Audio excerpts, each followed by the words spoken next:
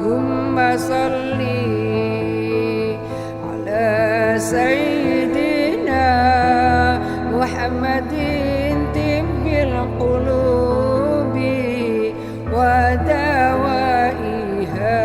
Bismillahirrahmanirrahim. Assalamualaikum warahmatullahi wabarakatuh. Alhamdulillahirabbil alamin. Assalatu wassalamu ala sayyidil mursalin habibina wa syafi'ina maulana Muhammad wa ala alihi thayyibin wa sahbihi muntajabin wa tabi'ina lahum bi ihsanin ila yaumiddin. Sahabat Islam ramah, marilah kita selalu bersyukur kehadirat Allah Subhanahu wa Ta'ala. Mudah-mudahan kita termasuk hamba-hamba Allah yang terus diberi keteguhan hati untuk selalu istiqomah menjalankan ibadah, terutama karena kita semua sedang menjalankan ibadah puasa. Mudah-mudahan puasa kita diterima oleh Allah dan kita bisa keluar dari wabah pandemi COVID-19 ini dengan sehat, alhamdulillah, penuh ketentraman, penuh ketenangan, penuh kebahagiaan. Mari terus kita berdoa, melantunkan permohonan kita kepada Allah.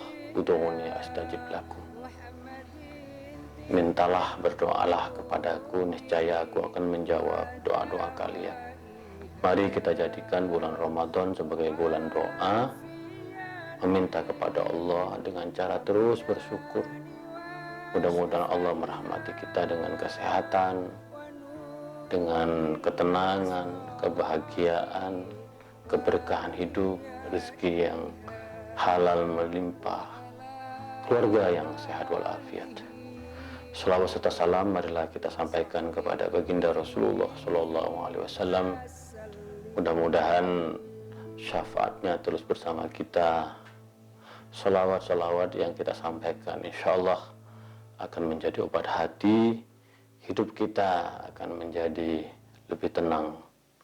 Karena bagaimanapun kita tahu bahwa ketenangan jiwa kita akan menambah imunitas kita dari berbagai penyakit lahir maupun penyakit batin. Sahabat Islam ramah, seperti biasa setelah sholat tarawih saya akan berbagi tentang ayat-ayat toleransi di dalam Al-Quran. Ada sekitar 300 ayat yang setidaknya secara terang menderang mengajak kita untuk terus menyuarakan, membumikan toleransi agar hidup kita di tengah keragaman kebinekaan ini menjadi lebih positif, lebih konstruktif, tentu membawa sekali lagi kebahagiaan dan ketenangan. Karena doa-doa kita setiap hari adalah Rabbana atina fid dunya hasanah wa fil akhirati hasanah wa qina adzabannar. Ya Allah, berikanlah kebajikan di dunia, berikanlah kebahagiaan di dunia dan juga kebahagiaan di akhirat, dan kita terselamatkan dari api neraka. Jadi toleransi itu memang menjadi sesuatu yang penting dalam kehidupan ini. Bayangkan kalau kita curiga terhadap teman, terhadap saudara, terhadap orang yang berbeda mazhab, berbeda politik, berbeda agama. Bayangkan, maka kehidupan yang seperti itu akan penuh dengan suudzon, buruk-buruk sangka, akan penuh dengan kegelisahan karena kita tidak nyaman dengan kehadiran orang lain, dengan kebinekaan. Padahal sekali lagi keragaman dan kebinekaan merupakan sunnatullah, merupakan takdir Allah kepada kita semua. Karena ini sudah menjadi takdir Allah, maka tugas kita adalah bagaimana menjadikan takdir Allah itu sebagai kekuatan untuk menjadikan kita lebih baik, untuk membangun negeri ini menjadi negeri yang kuat, untuk menciptakan dunia yang penuh dengan perdamaian. Nah, sahabat Islam ramah, pada kali ini saya akan mencoba menjelaskan esensi dari ayat yang sangat penting sekali, yang akan mengingatkan kita apa sungguhnya tujuan dari hidup. Nah, ayat ini di dalam surat An-Nisa yang berbunyi, Bismillahirrahmanirrahim, Walladzina amanu wa amilu shalihat sanudkhiluhum jannatin tajri min tahtihal anhar khalidina fiha abada wa'adallahi haqqa wa man asdaqu minallahi qila laisa bi amanikum wala amani ahlil kitab may ya'mal su'an yujza bihi wala yajidu lahu min dunillahi waliyya wala nasira. Ayat ini menjadi ayat yang sangat penting sekali. Bagaimana tips-tips kunci kita untuk, sekali lagi, Rabbana atina fid dunya hasanah, kita hidup di dunia dengan penuh kebajikan dan kebahagiaan, wa fil akhirati hasanah, di akhirat juga baik. Apa kata kuncinya? Dan ini menjadi kunci toleransi sungguhnya. Yang pertama, walladzina amanu wa amilus sholihat. Kunci dari hidup nyaman, hidup baik, hidup toleran adalah iman. Maka kita semua harus memupuk keimanan di dalam diri kita. Di ayat yang lain Allah menegur bahwa orang yang aslamu, yang berislam, belum tentu menjadi amanu. Maka di dalam Al-Quran ada dua terma, ada terma Islam, ada terma iman. Nah, di dalam ayat ini yang terus didorong oleh Allah adalah walladzina amanu, orang yang beriman. Nah, ini menjadi satu pesan yang sangat baik bagi kita, bahwa tujuan kita adalah mencapai keimanan. Maka dalam hadis Nabi, man shoma Ramadan imanan, barang siapa yang berpuasa di bulan Ramadan dengan penuh keimanan. Karena iman itu kan lahir dari dalam jiwa. Dari dalam jiwa dia tertanam kokoh melalui satu pencarian, penjiwaan, pemahaman yang kuat tentang Allah Subhanahu wa Ta'ala. Maka kita mengenal rukun iman di dalam hazanah Islam, terutama kalangan Sunni, disebut dengan iman kepada Allah, iman kepada para malaikat, iman kepada para nabi, iman kepada kitab-kitab, iman kepada hari akhir, dan iman kepada qada dan qadar. Maka keyakinan yang tidak dibuat-buat, keyakinan yang betul kokoh itu akan melahirkan toleransi. Satu contoh dalam rukun iman yang begitu menginspirasi, yaitu beriman kepada para nabi dan kitab-kitab yang dibawa oleh para nabi. Kita tahu bahwa sebelum Islam itu sudah ada Yahudi dan Kristen. Maka Al-Quran menggunakan istilah ahlul kitab. Nanti akan kita bedah tentang istilah ahlul kitab ini. Nah, itu menarik sekali sebenarnya, bagaimana bagaimana Allah menggambarkan dan para ulama mengambil inspirasi dari ini, bahwa kita sebagai umat Islam juga beriman kepada Taurat, juga beriman pada Injil, juga beriman pada Musa, kepada Isa. Itu adalah sungguhnya iman yang di dalamnya ada toleransi terhadap nabi-nabi terdahulu dan terhadap kitab-kitab suci terdahulu. Maka kita akan mendapatkan ayat-ayat yang mempunyai, yang substansinya itu mirip dengan ayat-ayat yang dibuat oleh yang dibawa oleh agama-agama atau nabi terdahulu. Maka iman, sekali lagi, iman yang toleran, karena kita beriman kepada nabi terdahulu dan juga beriman kepada kitab-kitab suci yang terdahulu. Inilah kekuatan iman yang toleran.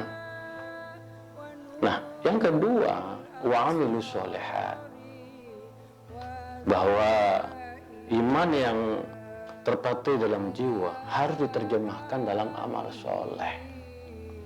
Dan dalam ayat ini menggunakan kata as-sholihat. Para ulama memahami bahwa as-sholihat di sini kebaikan itu melimpah. Banyak sekali berkata baik soleh. Mengambil duri-duri di tengah jalan itu soleh. Tersenyum itu soleh. Maka para ulama mengatakan mencari rezeki yang halal itu soleh. Tetapi sekali lagi, mencari rezeki yang halal tidak cukup. Mencari rezeki yang halal akan menjadi soleh kalau rezeki yang halal itu diberikan, disedekahkan kepada orang lain yang tidak mampu dan membutuhkan. Nah, ini para ulama mengatakan bahwa definisi soleh itu bukan hanya untuk diri kita. Kita mencari rezeki yang halal itu soleh untuk diri kita, tetapi belum menjadi soleh untuk orang lain. Maka di dalam tradisi Islam ada infak, ada sedekah, ada zakat.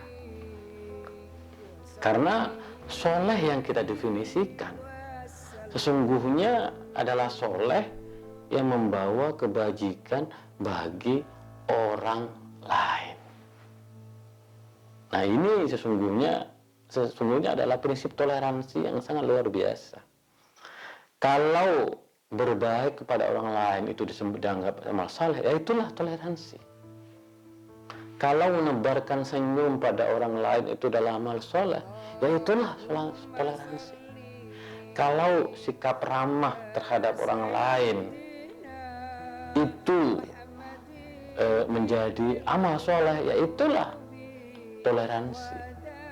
Maka terbuka, maka memberi, berbagi kepada orang lain, yang itu adalah ekspresi toleransi, maka sesungguhnya kita sedang melaksanakan amal soleh. Nah, iman dalam jiwa yang kokoh, amal soleh yang diterjemahkan di dalam tindakan, itu akan menjadi bumbu-bumbu, akan menjadi hidangan yang lezat bagi tumbuhnya toleransi di dunia ini. Maka kemudian dalam ayat ini disebutkan sanudkhiluhum jannatin tajri min tahtihal anhar. Sekali lagi, iman amal soleh membawa kebajikan dan di dunia akan membangun toleransi di dunia. Tetapi Allah menambahkan sanudkhiluhum jannatin tajri min tahtihal anhar, dan kami akan memasukkan mereka, akan memberikan imbalan jannat. Dikata lagi jannat, bukan jannatun lagi, tetapi surga-surga. Tajri min tahtihal anhar. Ada surga-surga yang sudah disediakan bagi orang yang beriman, beramal saleh, bagi orang yang toleran. Bayangkan, kalau kita toleran, Allah sudah menyediakan surga. Wa man asdaqu minallahi qila. Siapa yang lebih baik, lebih jujur dari janji Allah ini? Ini janji Allah bagi kita semua. Maka tugas kita adalah menyampaikan pesan-pesan toleransi, mengamalkan toleransi, membangun toleransi. Karena kita ingin Rabbana atina fid dunya hasanah. Dunia kita bahagia. Karena kita toleran, maka kita bahagia. Tetapi juga wa fil akhirati hasanah. Dan di akhirat nanti kita juga bahagia. Dan itu janji Allah. Sahabat Islam ramah, mari kita meyakini bahwa toleransi yang kita jalankan di dunia ini adalah toleransi yang berbuah di dunia dan di akhirat. Maka kita lihat sebuah masyarakat yang hidupnya toleran, maka dia akan bisa membangun satu peradaban yang adiluhung, peradaban yang baik di dunia. Bayangkan. Dan itu akan menjadi bekal nanti di akhirat. Nah, selanjutnya ayat ini memberikan satu perhatian yang sangat baik, tuntunan bagi kita, terutama umat Islam. Laisa bi amanikum wala amani ahlil kitab. Nah, sebab turunnya ayat ini, dan ayat ini tidak banyak diketahui oleh kita semua. Dan ini ayat yang sangat baik sekali. Laisa bi amanikum wala amani ahlil kitab. Bahwa dulu di Madinah terjadi perdebatan yang menarik, bahwa orang-orang ahlul kitab, orang-orang non-muslim, menganggap diri mereka sebagai penghuni surga. Begitu juga orang-orang Islam menganggap diri mereka sebagai satu-satunya penghuni surga, dan umat agama yang lain tidak menghuni surga. Ayat ini memberikan satu teguran. Wahai umat yang beragama, Yahudi, Kristen, dan Muslim, laisa bi amanikum wala amani ahlil kitab. Urusan surga itu bukan urusan kalian, dan juga bukan urusan ahlul kitab. Urusan surga, kata Allah, itu adalah urusan saya. Saya yang mempunyai hak prerogatif penuh untuk menentukan seseorang masuk surga atau masuk ke neraka. Maka ayat ini sekali lagi meneguhkan kembali bahwa tugas kita adalah meneguhkan iman dan beramal saleh.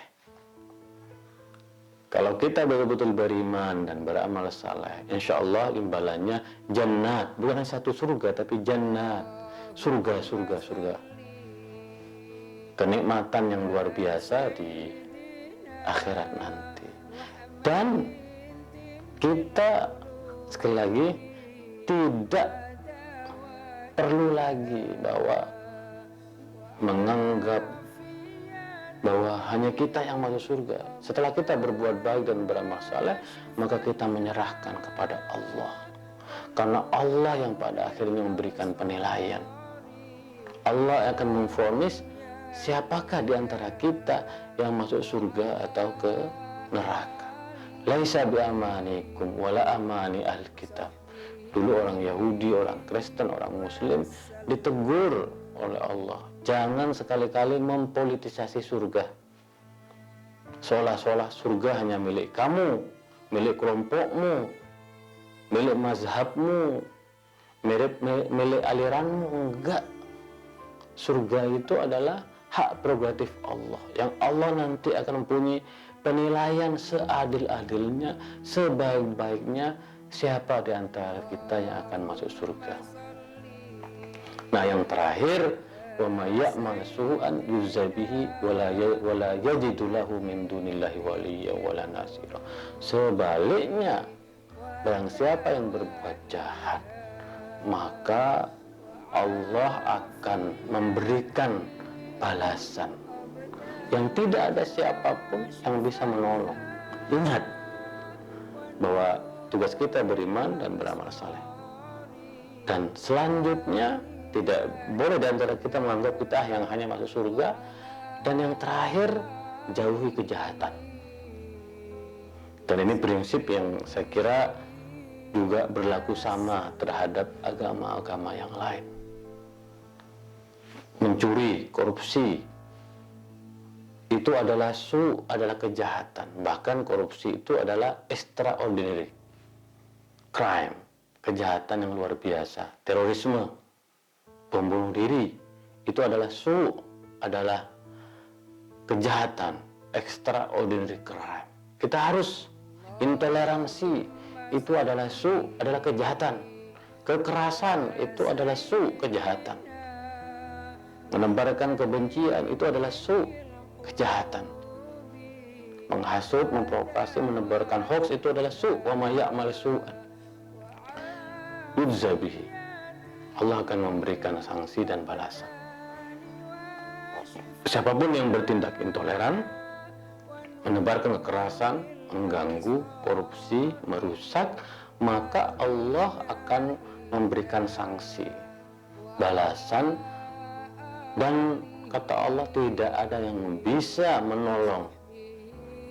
Wala yajidu lahu min dunillahi waliyya wala nasira. Tidak ada yang bisa menolong. Maka oleh karena itu sahabat Islam ramah, kita mari percaya bahwa Al-Quran sudah memberikan pedoman bagi kita semua untuk membangun toleransi, baik dengan cara membangun keimanan yang baik, yang kokoh, dengan cara beramal saleh, menebarkan kebajikan kepada orang lain.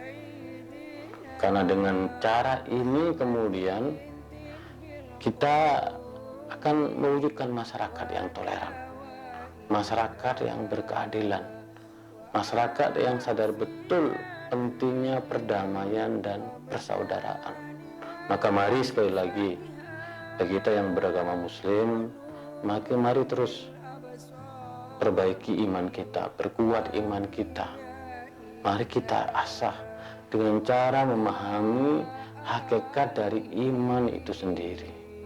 Karena iman itu adalah akhir dari proses permenungan, proses pencarian, proses pengayaan dalam diri kita dengan membaca Al-Quran, dengan memahami sunnah Rasul, dengan menggali pandangan-pandangan para ulama. Maka kalau kita melihat perdebatan teologis dalam Islam, terutama bagaimana kaum Mu'tazilah, Maturidiyah, Asy'ariyah itu membangun iman yang kokoh dalam diri kita, iman yang memberikan keyakinan tentang keragaman dan kebinekaan, tentang ketauhidan hanya Allah yang satu, selain Allah adalah beragam dan bineka.